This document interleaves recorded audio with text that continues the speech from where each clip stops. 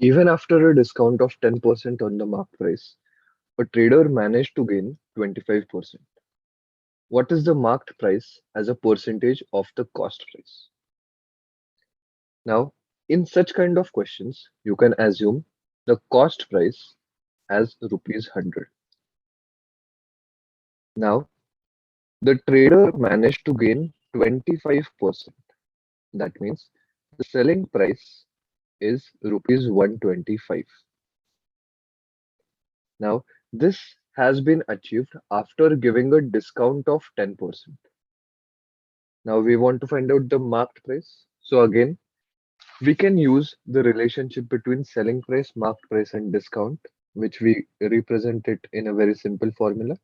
That is selling price equal to marked price into multiplier.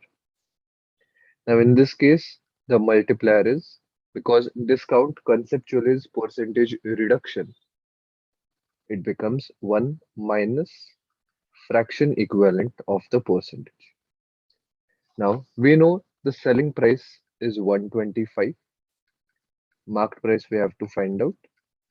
Multiplier will be 1 minus 10 by 100 because there is a 10% discount. So it becomes marked price is equal to 125 into 10 upon 9.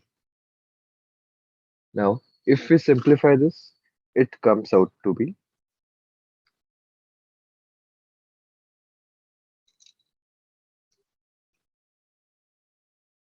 138.88. Okay.